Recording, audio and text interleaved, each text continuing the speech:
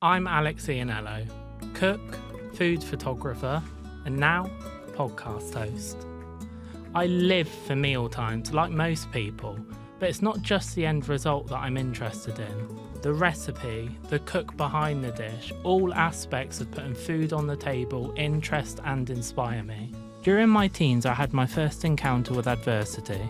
I suffered a brain injury following a bad car accident, forcing me to drop out of education and focus on getting better both physically and mentally. Fast forward 10 years and I've now graduated from culinary school, but injuries have kept me out of professional kitchens, and so I explore my passion in other ways, through writing, photography and building a community around food. Now I'm here with a space to share stories, a place where we can talk about overcoming adversity. Food and cooking have helped me enormously through tough times. Now I want to hear what's helped others. Sit down with me and some familiar faces as we explore food, community, identity, purpose, and success. In each episode, we'll be covering the past, the present, and the future as we reflect, show gratitude, and try to find that secret ingredient to dealing with life's challenges. So if you're feeling cannelloni, come join us for an hour or so here on Just to Pass the Time. My guest today is a blonde Brummie Babe herself, Kitty Scott Claus. Born Louis Westwood in 1992, Kitty shot to fame after competing on season 3 of RuPaul's Drag Race UK, where her wit, humour and uncanny impressions of gay icons bagged her a place in the final. Since then, Kitty has been no stranger from our screens to competing on Celebrity MasterChef and finishing in a respectable 5th place, to taking on the mammoth task of turning Ian Beale himself into a sickening drag queen on ITV's Queen for the Night. I was never bullied in school, but I was always aware that I was different to everyone else, he says. Everyone had aspirations of working in business or making millions. I just wanted to make people laugh. Kitty Scott Claus, welcome to the show. Thank you for having me. You're our first ever guest and we are so excited to have you. Thank you for agreeing to do it. Oh my God, no, thank you for having me. And what a fabulous introduction. I want that everywhere I go. I really like that last quote that we ended on, that you said, I always knew I was different. Yeah. But you didn't have the aspirations to earn millions. No. The normal things that we're my taught God. we should want. I feel like it was like so ingrained in school that it was like you need to, like they really, really pushed. I remember being in, is it like year 9 when you choose your options for GCSE? And they were always really like, you need to do business studies. Everyone needs to do business studies because it's so important for life and la la la la la. And I remember we were in a lesson and the business studies teacher was in there and she was like, I'm going to go and sit by the printer and you've all got to put down like why you chose business studies for GCSE. And I didn't realise, but I was the only person that didn't choose it as an option. And so everyone was putting through these like really long-winded answers, like, because you need these skills for life and blah, blah, blah, blah, blah.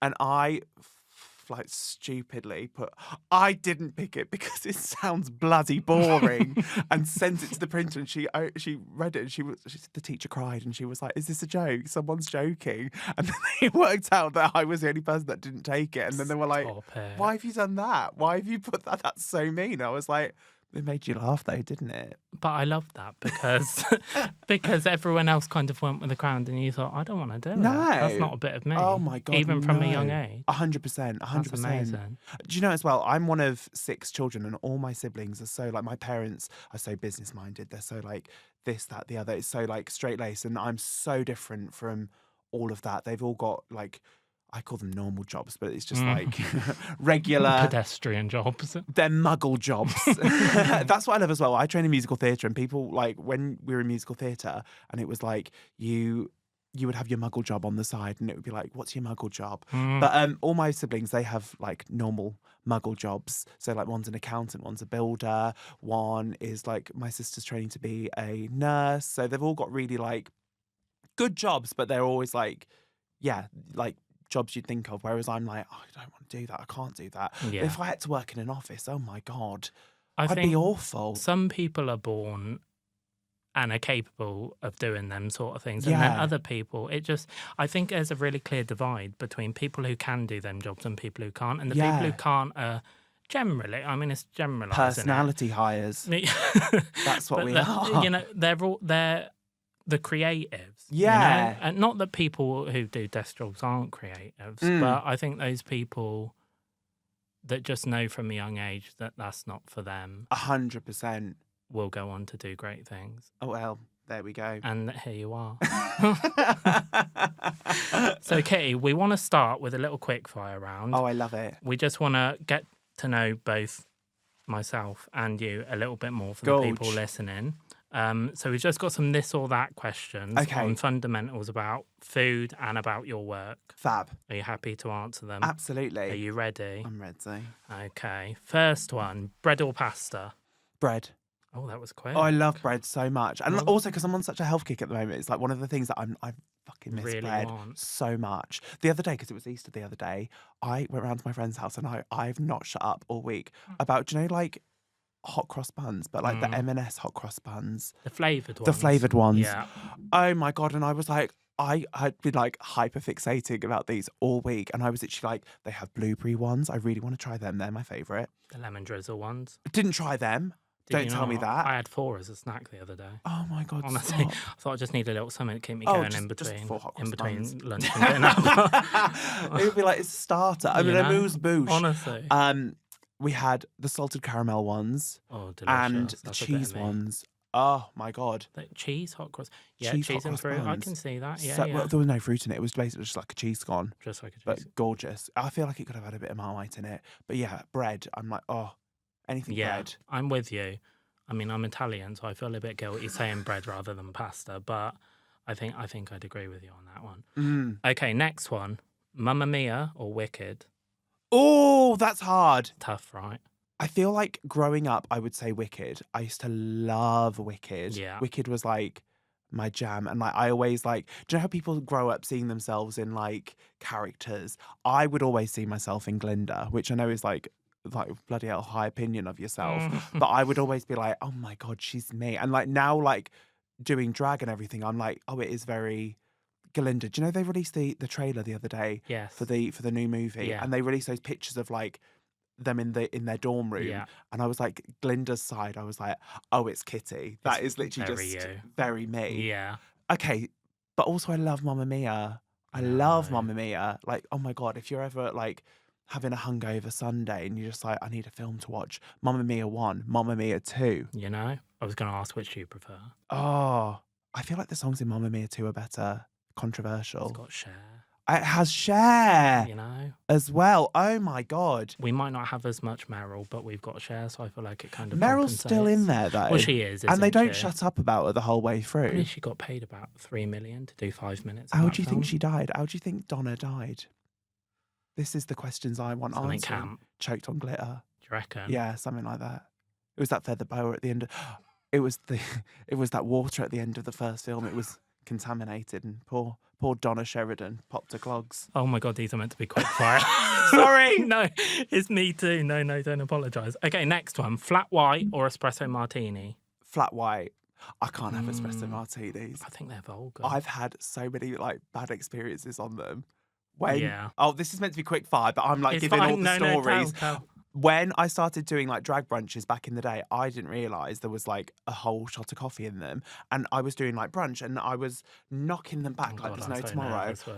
I literally got home and I was like, do you know when you're like having like palps? I was literally like at home like, I don't feel well at all. It doesn't make sense, does it? Why No. would you drink a drink at night Oh my God, awful. that has espresso in it before you're going to go to And you're bed? just like buzzing and like pissed and you're like, what's going on? I mean, that story ended better than I thought it was going to. I thought you was going to say you shat yourself. Well, that's not fun. That's never too far away with me.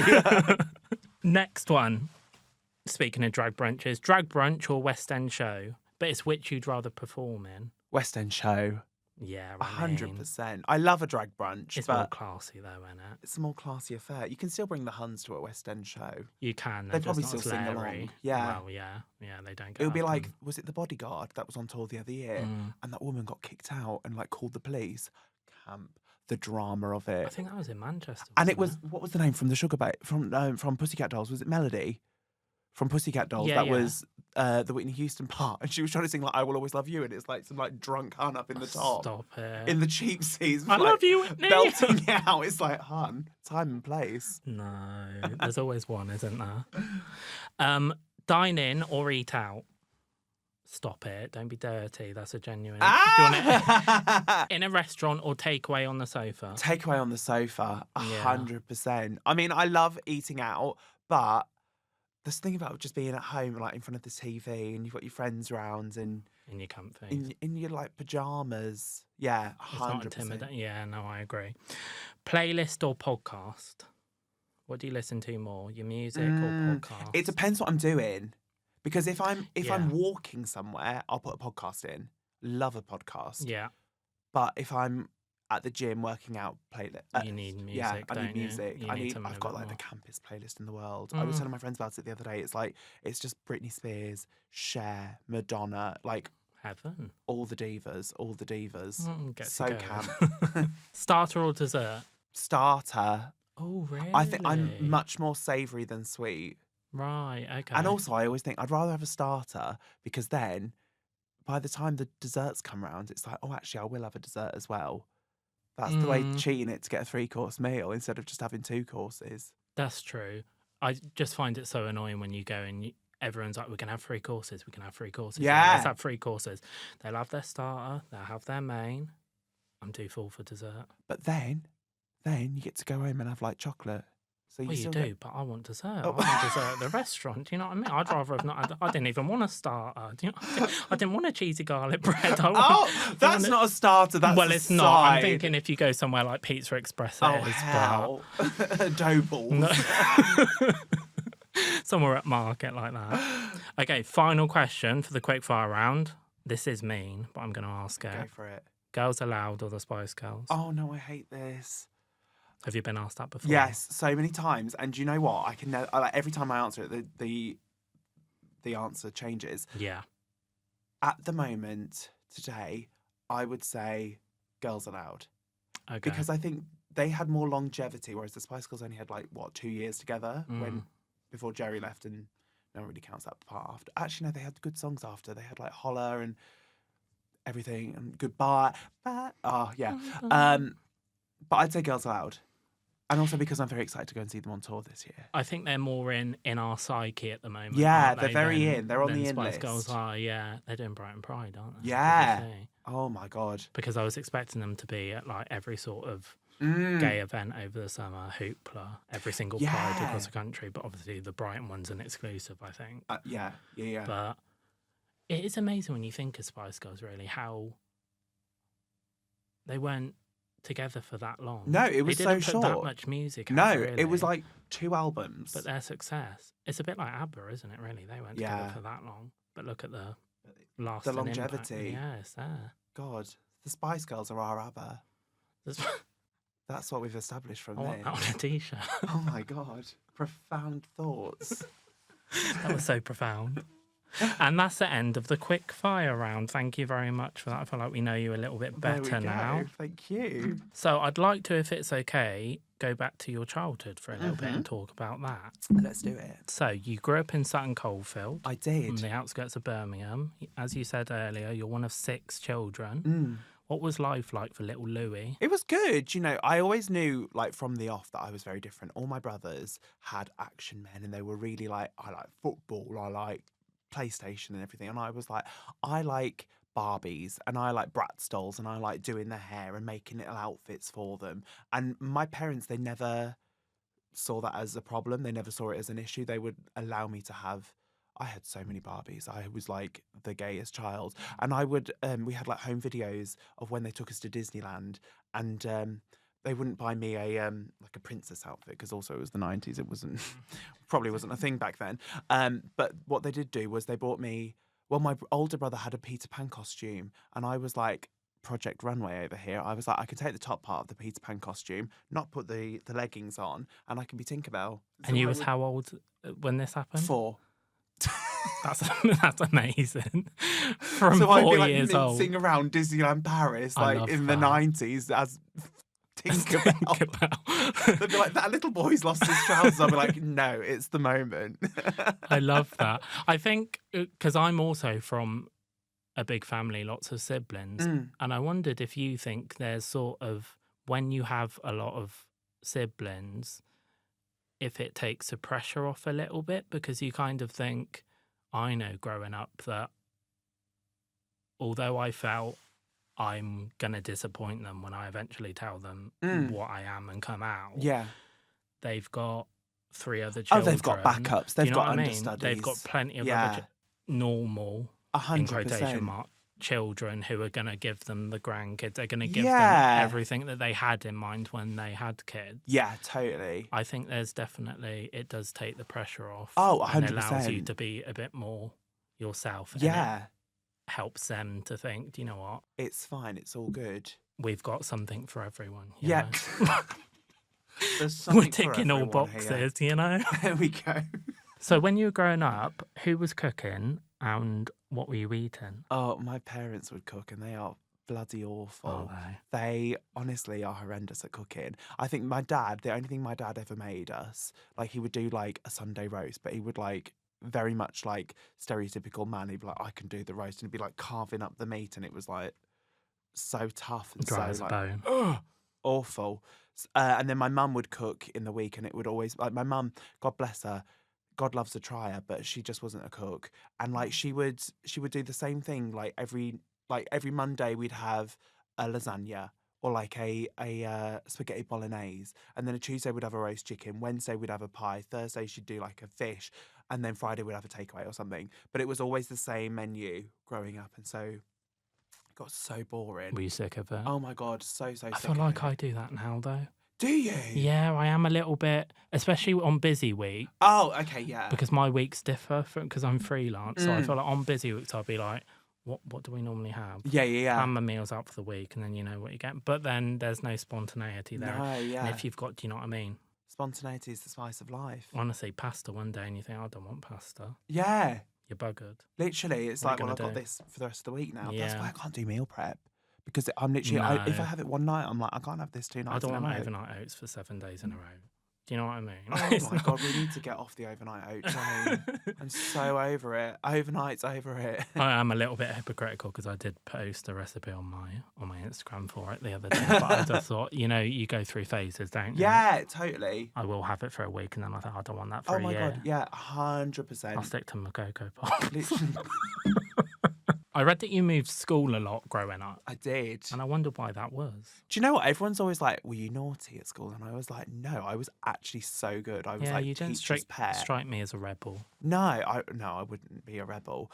But I think like the first school I moved school when I was end of year 2 going into year 3, because the school that I was at, it was really nice. It was a really nice like comprehensive school. And then the council started building onto all the playground and stuff. And so it was like there wasn't going to be any. It was like when I was there, it was like full of like around fields and like the countryside. And then it was just all of a sudden it was like new builds everywhere. So my parents were like, okay, we'll move them. So they moved us to a boys' school. And then I went there from year 3 to year 6. And then I had to go at the end of that because I only went to junior school. Then I moved to another school which only went up to year 8, but they were like, it's going to go up to year 11. And I was like, brilliant, I'll go there till year 11. And it didn't. So I had to move at the end of year 8.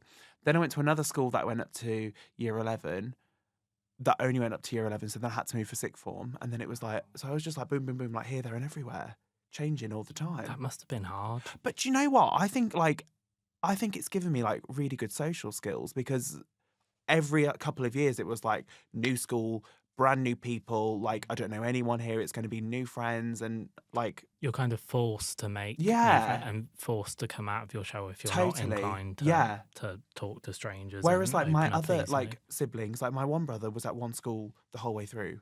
Really? Like from like reception to sixth form. And it's like, oh my God, bless him. When he went to university, he was like, this is so hard. Whereas like when I moved away, I went to drama school, I was like, this is fine because I've done this my whole life, you know? It put you in good stead for what was to come later. Yeah, I think so. So at 18, you moved from Birmingham to London to attend the prestigious Mount View Academy of Theatre Arts.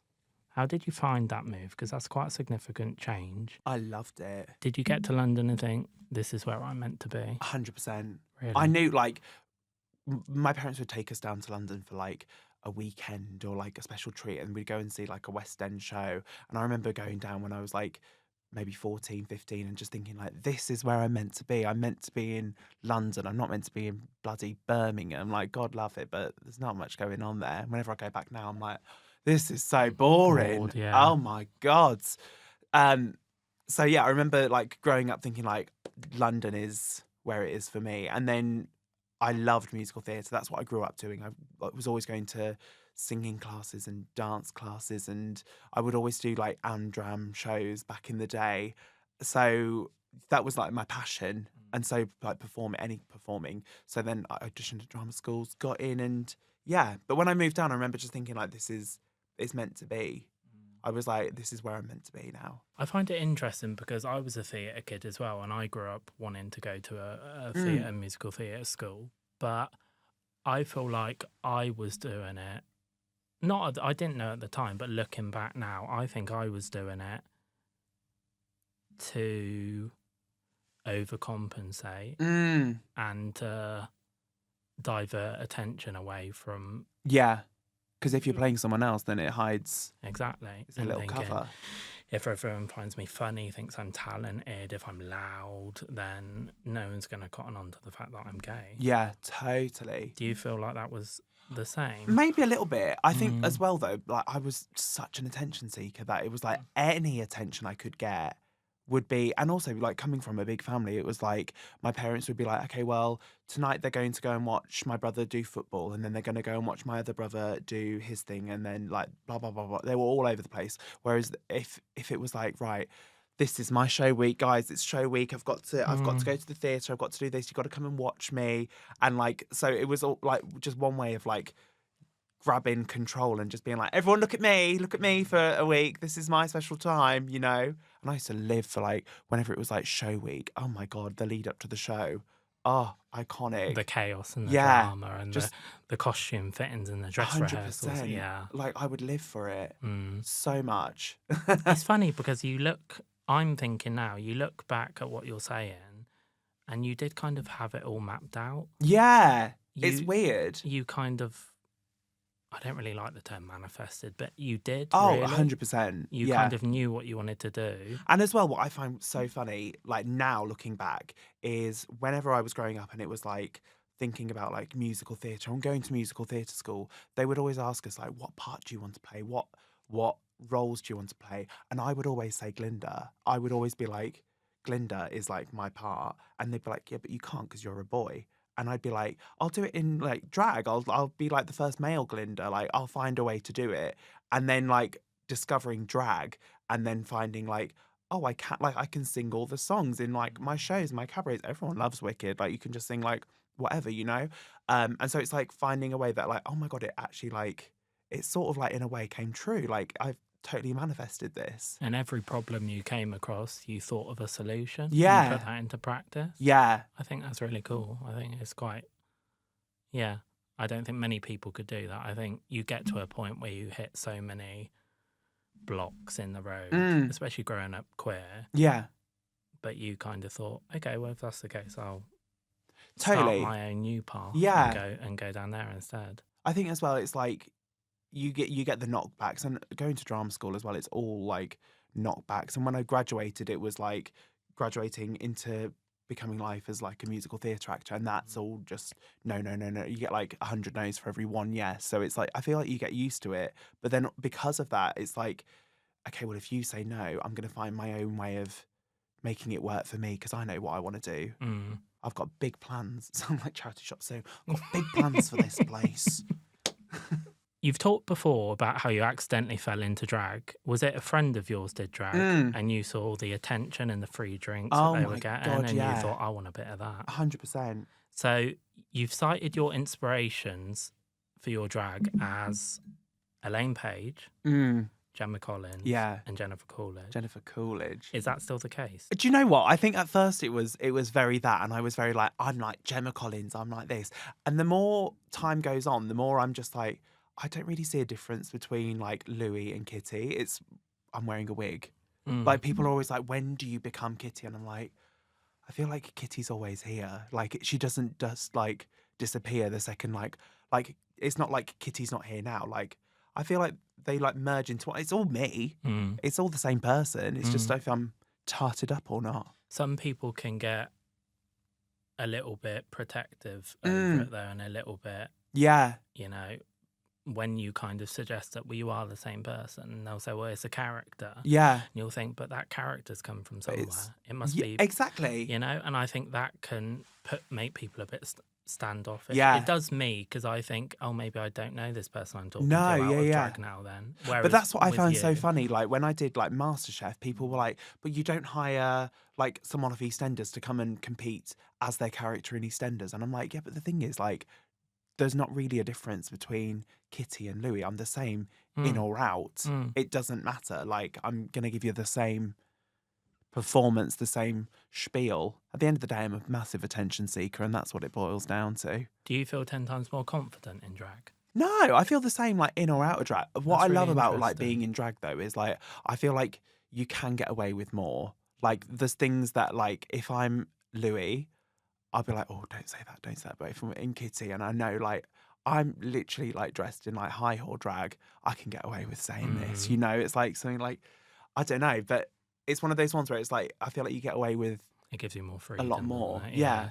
To say what you're really thinking. And I think if you look back in the history of drag in culture and on TV and film and stuff, the drag queens that reached that level of fame and stardom and were adored weren't polished no. queens. You know, they didn't look incredible. Yeah. But people fell in love with the person who was playing the drag queen. And I think you've done that really well. Oh, and I think it's a real gift to be able to bring you into the character and merge the two. Because I think you can't just sell your character. No. And then there's no interest in the person. Yeah. Because that would be soul destroying. I find it so funny as well. Like, I feel like people get obsessed with like, what's the backstory? And like, you watch, what's the show? The Jamie. Everybody's talking about Jamie, and they have like, oh, this is her backstory. Her backstory is this, and like, people get obsessed with asking like, what's Kitty's backstory? And I'm like, it's me in a wig. Like, there's no backstory. It's not that deep. The backstory is I'm an attention seeker. And I want all eyes on me, in the words of Britney Spears. So that was the past. We're going to move on to the present now. So in 2021, you get a call saying you've made it onto season 3 of Drag Race UK. You'd previously auditioned for season 2. What made you want to audition, and what was the process like? I remember when Drag Race UK came about the first time. And I remember thinking like, oh my God, like I wasn't that long into doing drag. And I remember thinking like, there's so many queens that have to go on before me. Like it doesn't make sense. And because I was such a fan of the US show already that I was like, obviously it's going to be your bag of chips. There were so many queens like Cheryl. I was like, Cheryl's going to be on, like she'll be on season 1. And, you know, like it was stuff like that. So I remember thinking like season 1 came around and I was like, I'm not going to audition. Like I'm going to wait and see how it pans out. And then seeing what it did because Cheryl was in Girls Aloud with me, my drag girl group.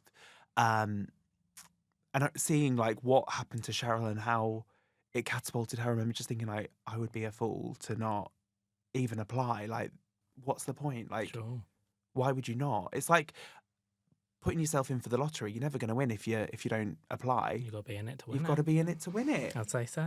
Absolutely. So when season 2 came around, I was in Panto at the time. Oh my God, it was crazy. And when you audition to Drag Race, you have to do like a whole like 10-minute tape. I think it's changed a bit now, the specifications for the tape, but it's like you have to do 2 snatch games, you have to do a lip sync to one of the RuPaul songs off the list, you have to do an acting challenge, you have to do an interview in drag, an interview out of drag, you have to do like a look section, you have to do a runway, like there's so much.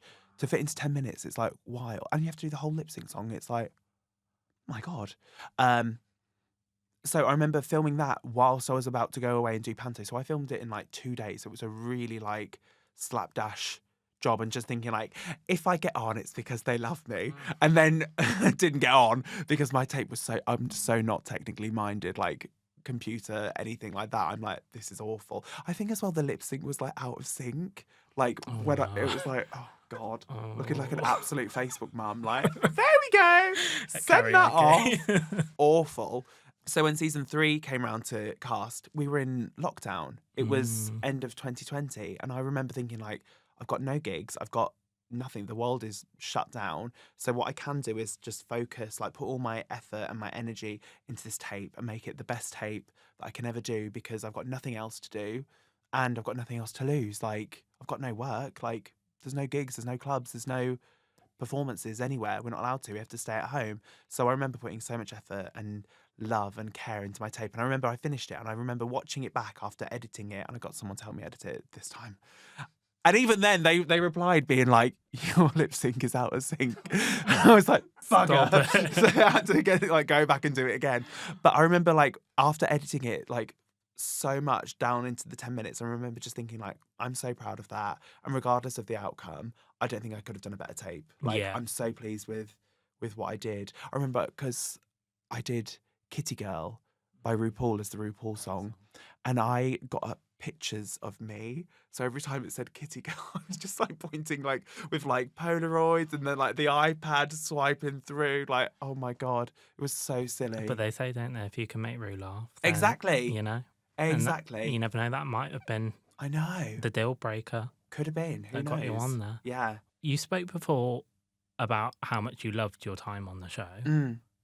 You, of course, made it to the final, but I'm wondering if you look back and you feel there's anything you would have done differently, or is there anything you didn't get out of the experience that you wish you had? There's a couple of bits where I'm like I don't think I'd change anything. I think there's parts of it where I'm like, this had to happen that way. It had to fall into place like that. And I was with Veronica Green the other day, and she was saying like, you should have watched. It's like, I know it's 4 years later. How long? 3 years. And she was like, you should have won episode 2. And it was like, babe, we can't harp on about the past. Like, and also it's like, it's bigger than just like a competition. It's a reality show at the end of the day, isn't it? They have their storylines they want to happen, and they want certain things to happen. It's like, I was never going to win that. And also I think as well, like, they were always very like, don't compare yourself to other queens. Don't compare yourself to other queens. And I remember being in the mindset of like, oh God, I'm Cheryl Hole's sister and she never won anything. So they're going to do that to me. They're going to make me like the robbed queen or whatever. Of the season, and I remember thinking that for like the longest time. And I remember one of the producers saying like, you're not Cheryl. We've not hired you to be another Cheryl Hole. We've hired you to be Kitty. It was like, oh yeah, like allow yourself the chance to be yourself and just to enjoy it. So there's not really anything I would change. Like, I loved it. I had so much fun doing it. And like we were still in lockdown when we filmed, and it was crazy. And we filmed it, the whole series, in like 21 days. We had 2 days off. And so I look back on it and I'm like, oh my God, that is wild. Like watching it back, like I've not seen it back, but I remember watching it back like when it came out on TV in real time, and just thinking like, oh my God, this is insane. Like, we were all so tired and so intense. I remember the Baby Spice episode, and I was like sobbing, like so upset. And I remember just thinking like, yeah, I was probably really upset because I was meeting like not upset, but like overwhelmed by meeting Baby Spice, who I've grown up loving. But then also it's like, I'm away from home. I've got no contact with the outside world. We're in a bloody pandemic. I've not seen my family in weeks and weeks and weeks. You know, it's like, oh, crazy. You have no time to process anything No. that's happened, do you? You have to be so in the moment. And you do get to breaking point. You think, I can't take on any more new experiences. Literally. I need a day off to everything to sink in. Yeah. Wow. And then when the days off did come around, it was just like, we were just there like in your hotel room by yourself with no phone, like, oh God. Is it true they tape the door shut in the hotel? And they sign it. So if you open the door and it breaks the seal, they know you've left the room. And I did it once without they were knocking next door. So in the hotel, we did 10 days isolation before we started, because we had to make the bubble and everything. Right. I had Veronica next to me on one side and Anubis next to me on the other side. So both of them left quite early, so I was by myself. Anyway, they brought the girls back towards the end of the series so they could come back for the final last episode and the roast and everything. And I didn't they didn't tell us or anything. And then I heard a knock, which I presumed was on my door, and they'd take me into my room.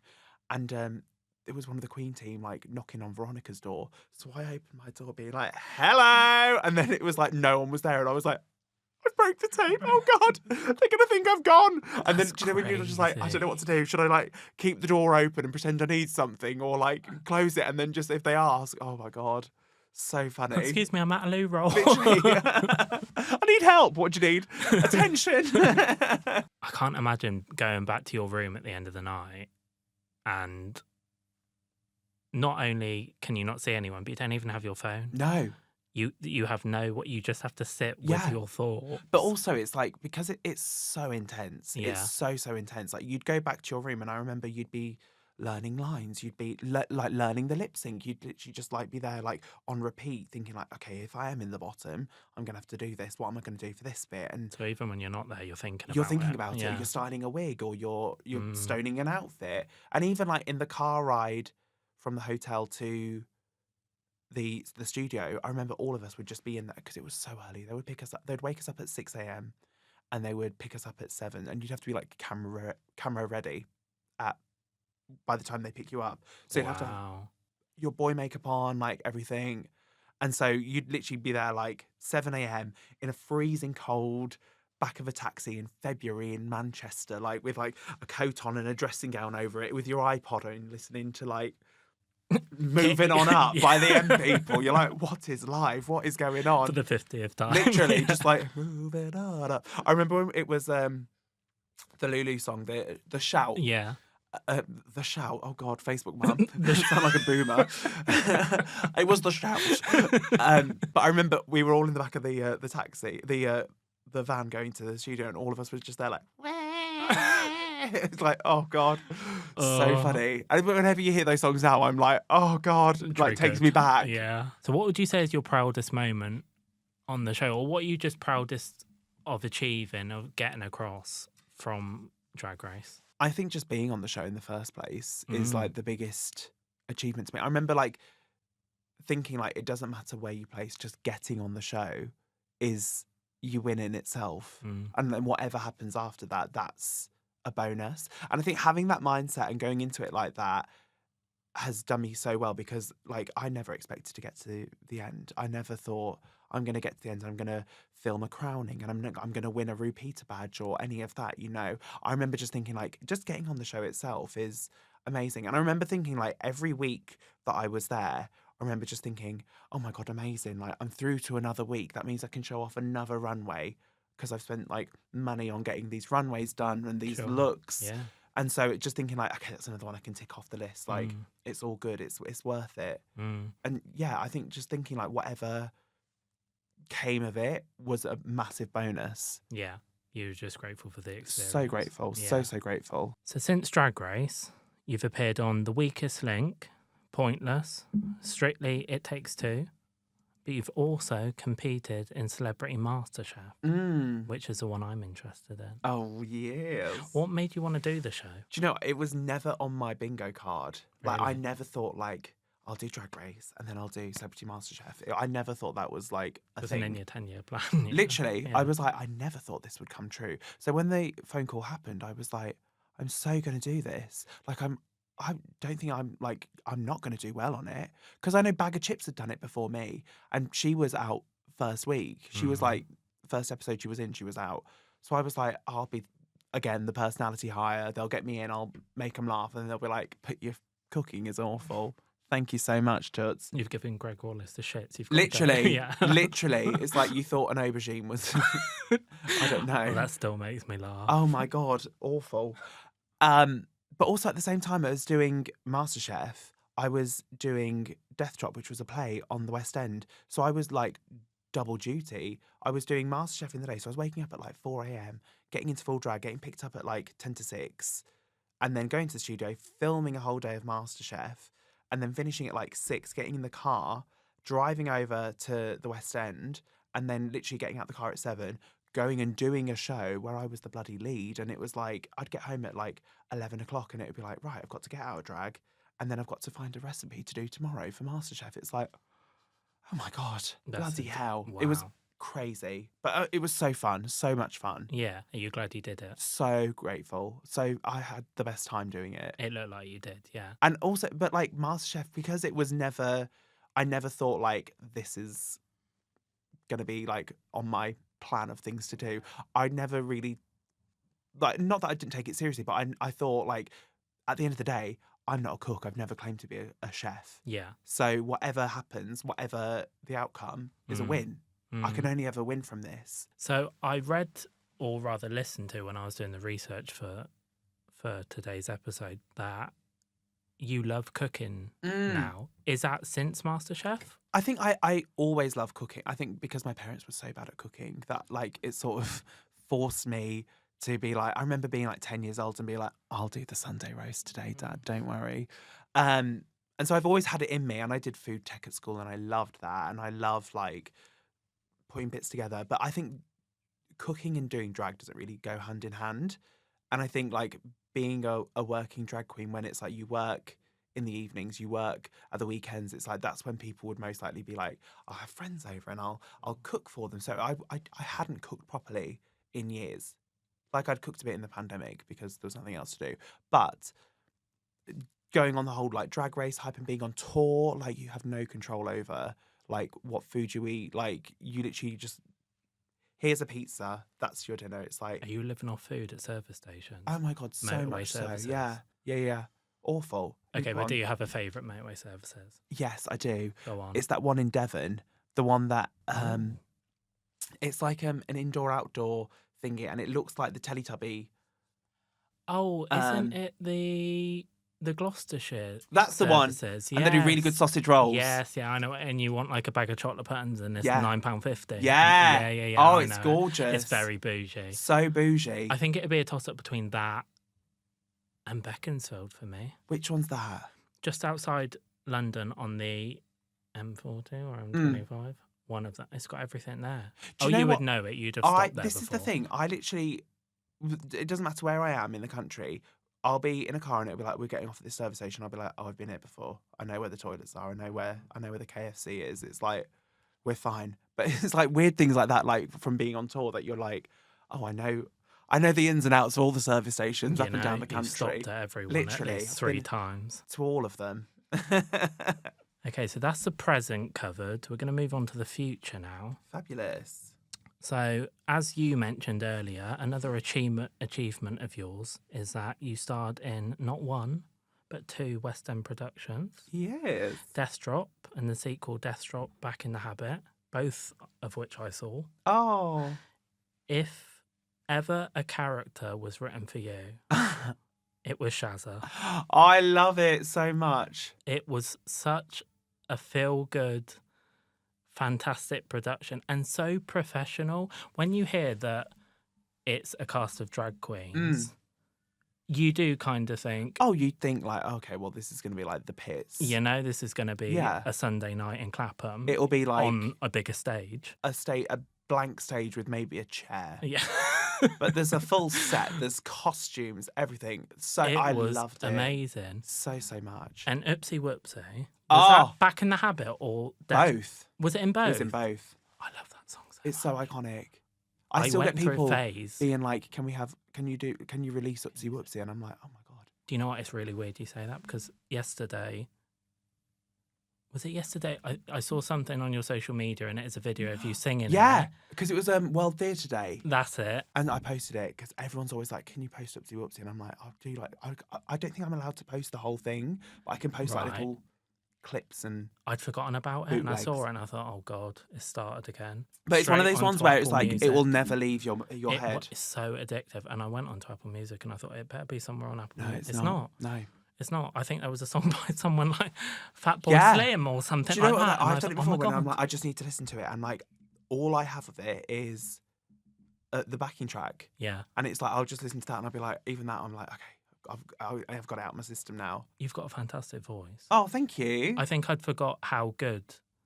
Do you know you what? That's sounded. one thing that I think, like, with Drag Race, because everyone, when they came and saw Death Drop, they were like, oh my God, you can sing. And it was like, oh my God, yeah. Because I was never allowed to be like the musical theatre queen because we had Ella, who was also Right. the West End okay. diva, and Veronica. There were so many people that had done like West End and like musical theatre that they were like, I remember just going back to Drag Race, when they called saying like, how would you describe yourself? I was like, I'm a funny musical theatre queen. And they were like, you're a comedy queen. And I was like, I can read the room. I'm a comedy queen.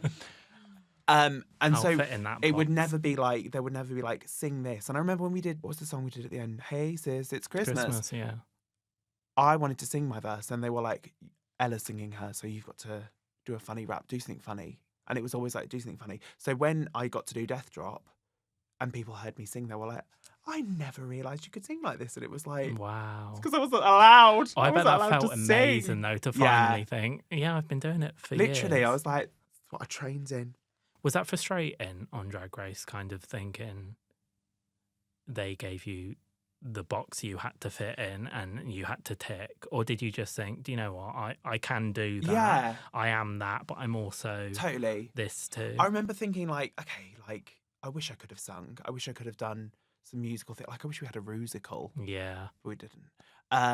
But I remember thinking as well, like, they're the ones in charge here. If they say jump, I'm going to say how high. I'll do it. Like, I'll do whatever you want. I was very much in the mindset of like, yes. I think you've got to. I will do this. I am the comedy queen. I mean, and I think like as well, like it sort of differentiates you from everyone else. Because if you are in a room with 10 other musical theatre queens, it's like, how do you differentiate yourself? At least be the funny one. Well, the thing is as well is that there's queens that go on Drag Race, and there's nothing wrong with it, but they're very clearly a looks queen or a lip sync assassin or a comedy queen.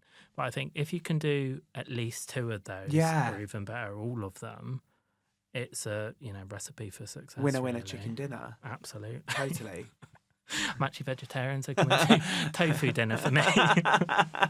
So while we are on Drag Race, my last question on it, and I'm sorry, I have to ask. We saw Tia win UK versus Award Season 2 last Friday. Go Tia, very happy about that. Go Tia. Would you go back? I would. Yeah. I'd love to go back one day. Really? I feel like the timing has to be right. Sure. But never say never, like, and like seeing how well Tia's done. And I think it, like, she's had such a lovely trajectory. And I feel like it's been such a full circle moment seeing Tia come back and do so well. I'm just like, oh my God, I'd love to. I feel like if I went back, it would be like to cross the T's and dot the I's, Sure. I'd be like, I'll sing. Yeah. I think people go back for different reasons, don't they? Yeah. Sometimes it's because they didn't get the most out of the opportunity the first time round. Sometimes it's because they think they need a bit of a boost to get them sort of back into people's psyches. Yeah. But I think if you go back purely just for fun, because you love the experience and you want I think as well experience that's it like the again. best way to do it, because it's definitely. like if you go in for fun, like that's all I'd want to do. I just want to have fun. Like, I had so much fun the first time.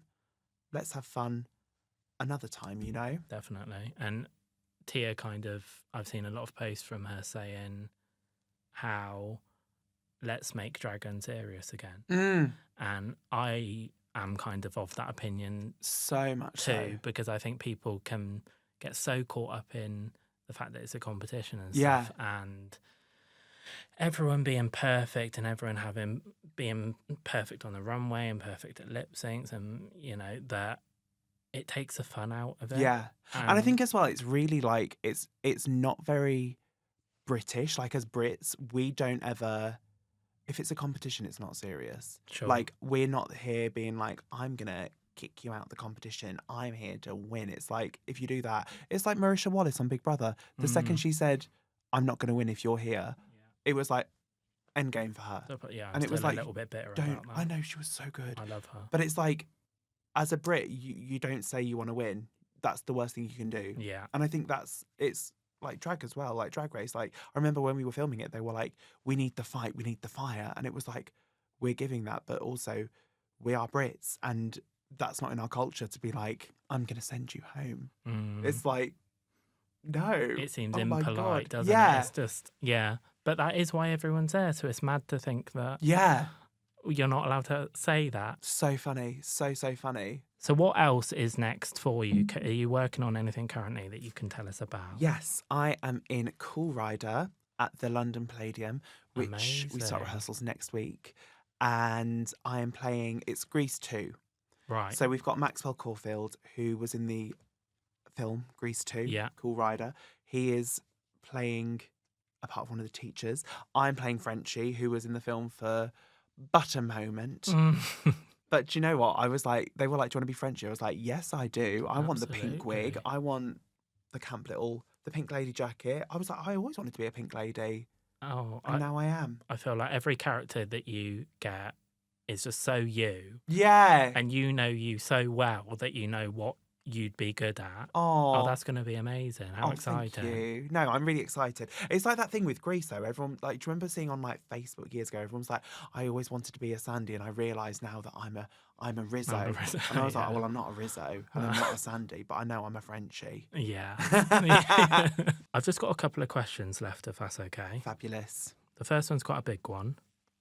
It is, if you could distill all the experiences, advice and insights from your life so far, what would you say are the 3 key ingredients to make up not a successful life necessarily, but a happy life, a content life? I think the first thing that came into my head was individuality. You need to be yourself, and you need to be like so unashamedly yourself that it's like you can't be anyone else. You have to just be yourself. Sure. I mean, that's the biggest hack in life. Yeah. Number 2, to have fun, have a laugh. Like, it's not... I always say this with drag. It's like, there are people out there doing brain surgery. We just have to make people laugh. We just have to literally go on stage, move your mouth along to a bloody Britney Spears track, make people have a giggle and have a drink. It's just perspective. It's like yeah. perspective and to have fun with it. I think like that's the biggest thing. People love to take everything so seriously, and it's like, you can't though. Like, guys, come on. Let's be real.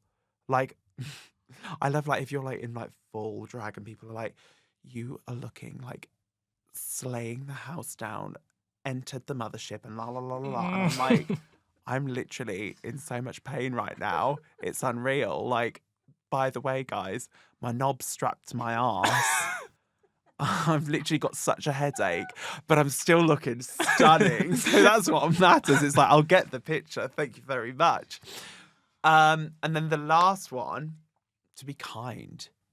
I feel like people get so like cutthroat. Like, the world is so cutthroat right now, and it's so like people are so readily there to tear each other down that it's like, what happens to just being nice? Nice people attract nice people. Absolutely. And we need more nice people in the world. I agree. And you're definitely one of those nice people. Oh, thank you. And my final question for you, and this is quite personal. So if you don't want to answer, that's absolutely 44 fine. double D. That's good to know. I'll make note of that. Louis Westwood, what are you having for your tea tonight? Oh, I have got a press night tonight, so I have to have something quick. So I think I'm going to have, it'll be like oven-baked salmon with, I'm obsessed with this tabbouleh salad from M&S at the moment, and it's like mint in it, yum. And then just like some grilled broccoli. Oh, she's a health queen. I love it. I love it. I love it. With some teriyaki sauce. You feel good though, don't you, when you eat Yeah. it? It's true. Oh, so true. So true. What are you going to have? What am I going to have? I'm making a curry tonight. Oh! Pea and paneer curry. Little Waitrose recipe. Stunning. Yeah, it's so quick, so easy. Oh, I love that. I've got a train to catch back. I'm not going to be asked to stand in the kitchen No, for 2 hours. no, absolutely not. Louis, thank you so much for coming on. You've been a fantastic first guest, and I honestly can't wait to see what you do now. Oh, thank you so much for having me, Alex. Thank you. Thank you very much. You've been listening to Just to Pass the Time with me, Alex Ianello. Join me again where I'll be setting a place for another fabulous guest, so be sure to tune in. But until then, if you could rate, review and subscribe to the podcast, I would be so very grateful. I want this podcast to be a safe space for open discussion, so feedback and comments are more than welcome. You can come and find me on Instagram at just2passthetime, all lowercase. See you next time.